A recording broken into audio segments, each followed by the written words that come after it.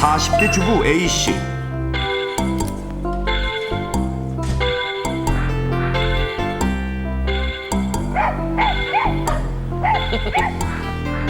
만취됐어. 귀여워. A씨가 잠든 사이 그녀의 남편은 오늘도 술을 마시고 귀가하는데 우리 여보네 보고 싶었어. 아유, 술 냄새. 술 먹고 난지 날 보고 하지 말라 그랬지? 한 번만 봐주라. 딱 한 잔 마셨다. 이렇듯 A씨는 자주 술을 마시는 남편이 못마땅했습니다.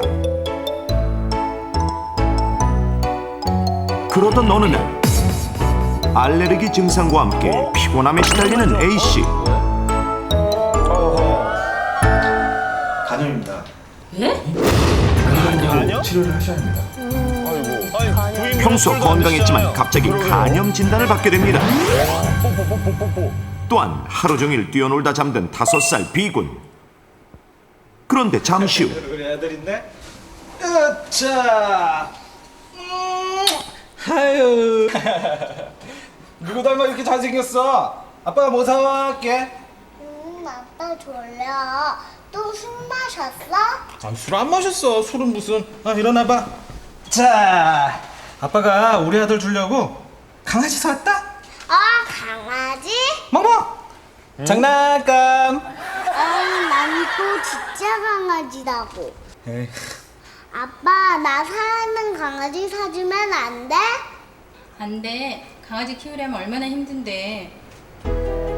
강아지를 키우고 싶었지만 엄마의 반대에 부딪혀 늘 포기해야 했습니다. 그러던 어느 날 강아지다.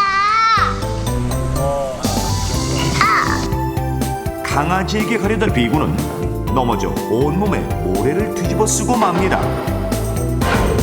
그런데 몇 달 후 점차 시력이 떨어지더니 설마요?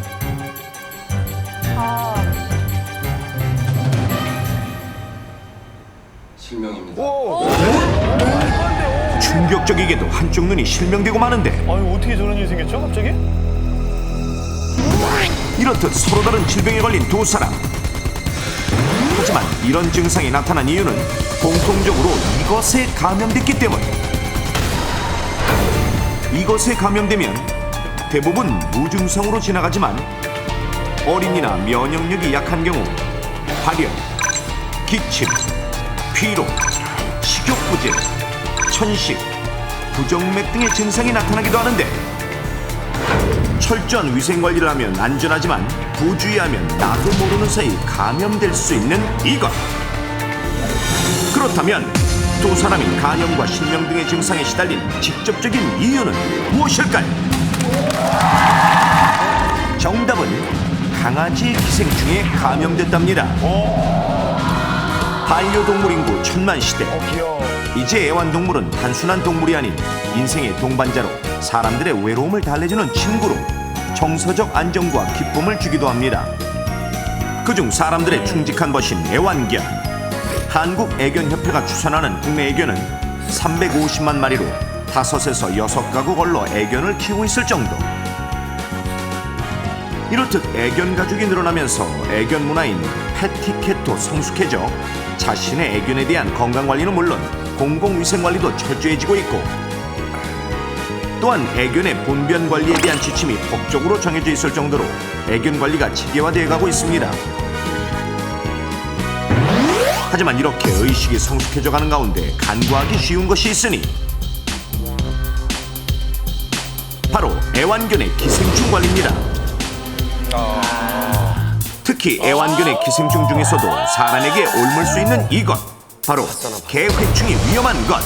개회충? 저렇게 커요? 개회충은 정기적으로 구충제 투여나 예방접종을 하지 않았을 때에만 애견에게 발병할 수 있는 기생충으로, 개회충에 감염된 강아지의 배설물 속에는 개회충알, 즉 흉난이 존재하는데, 이 충난은 배변이나 흙 속에 머무르다가 2주 정도 지나면 다른 동물에 감염될 수 있는 형태로 성장해 문제를 일으킵니다. 건강한 사람에게는 별 문제가 되지 않지만 만약 면역이 약한 어린이나 임산부의 몸에 2주 정도 성숙된 충난이 들어가면 사람의 위로 이동한 충난의 껍질이 강한 위산에 녹으면서 유충이 나오고 이 유충이 피나 림프액을 타고 간, 폐, 눈, 뇌 등으로 이동해 간염, 천식, 실명, 뇌수막염 등을 일으킬 수 있는 것. 자, 그렇다면 개회충은 어떤 경로로 사람에게 감염될까요? 개회충이 사람에게 감염되는 경로는 바로 입. 자신의 애견이 개회충에 감염된 것을 모르고 배설물을 만진 후 손을 입에 대거나 역시 애견의 털에 개회충이 감염된 사실을 모르고 귀엽다고 만진 후 손을 입에 대면 감염 가능성이 높아집니다.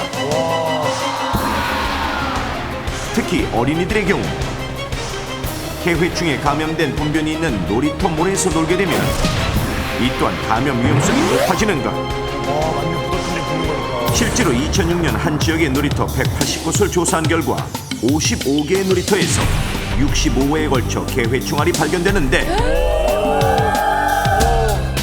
더구나 개회충알은 크기가 약 80에서 90 마이크로미터로 손에 묻어도 전혀 보이지 않아 그만큼 섭취 가능성이 높습니다. 따라서 이런 개회충 감염을 막기 위해서는 애견인들의 분변 관리가 무엇보다 절실하고 중요한 과제인데 그렇다면 애견인들은 가장 기본적인 애견의 분변 관리를 어떻게 하고 있을까요? 한가로운 주말 공원을 관찰해보니 공원의 이곳저곳에 애견들의 분변이 방치되어 있는 것이 발견됩니다. 똥밭이네요. 하지만 성숙한 애견 문화가 정착된 탓인지 치우셔야 돼요. 직접 챙겨온 비닐봉지에 애견의 분변을 챙겨가는 사람이 보이고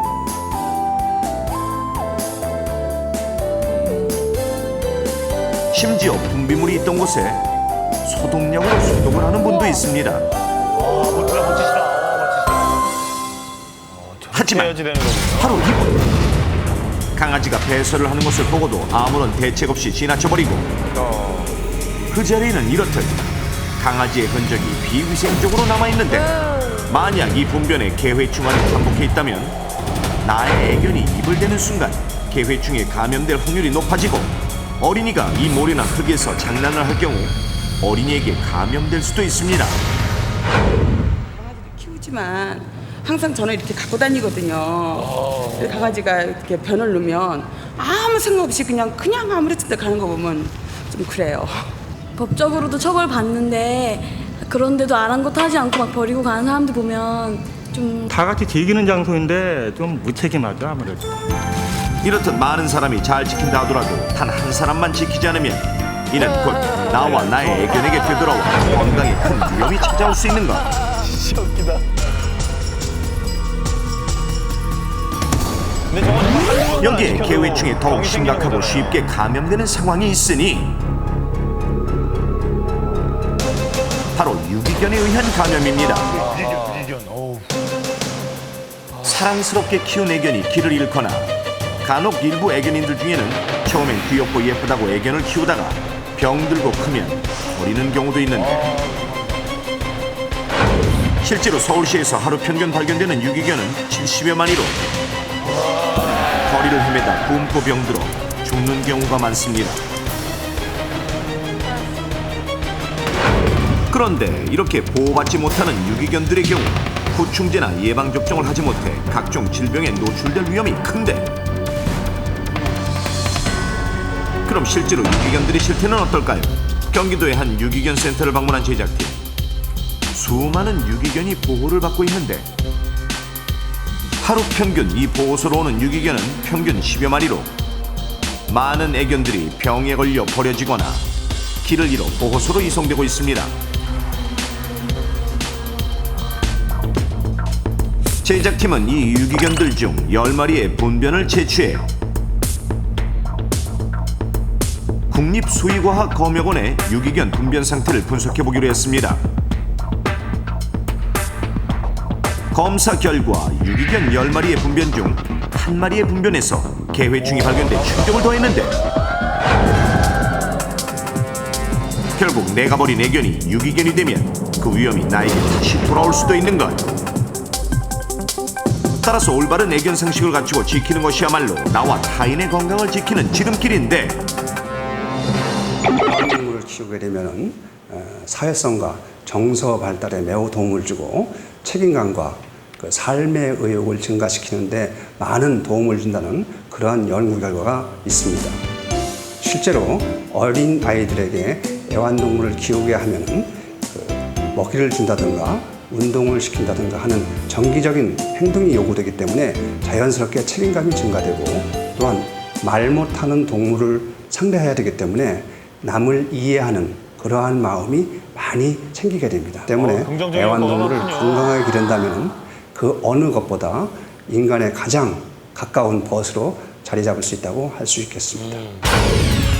애견인 여러분, 애견과 건강하게 공생공존하기 위해서는 1개월에 한 번씩 개회충까지 박멸하는 개심장사상충 주사를 투여하고, 가정에서는 애견과 입을 맞추거나 음식을 나눠 먹는 과도한 접촉은 되도록 피하는 것이 좋습니다. 또한 건강한 삶을 위해 애견에게 올바른 배변 습관을 들여야 하는데, 집안 여기저기에 배설물을 묻히지 못하게 하고, 산책을 갈 때 배변을 유도하는 것도 좋은 방법. 또한 애완견의 배설물은 일회용 장갑을 끼고 처리한 후 그 부분을 가정용 소독제로 닦는 것이 위생적인 방법. 그리고 어린이들이 놀이터 모래에서 놀았을 경우엔 반드시 손을 깨끗하게 씻도록 가르칩니다.